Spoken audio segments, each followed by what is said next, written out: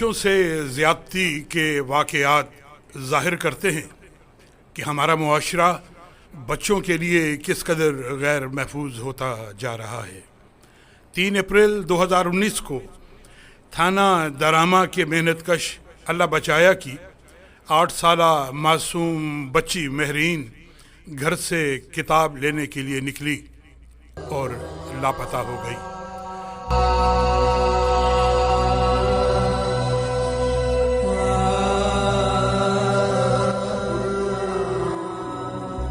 Police نے مقدمہ درج کر کے مہرین کی تلاش شروع کر دی۔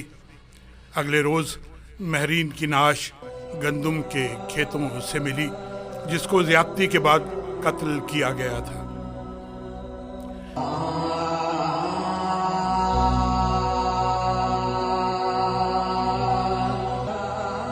ڈیرہ غازی خان پولیس نے اس کیس کی تفتیش نہایت پیشہ ورانہ اور سائنسی بنیادوں پر کی اور بالآخر معصوم بچی کے قتل میں ملوث ملزم بلال کو گرفتار کر لیا۔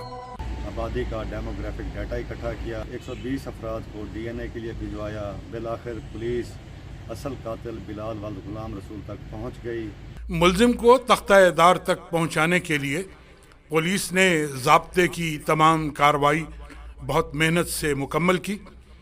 سول سوسائٹی اور وکلاء نے معصوم بچی کے والد کا بھرپور ساتھ دیا اور بغیر فیس کے کیس لڑا۔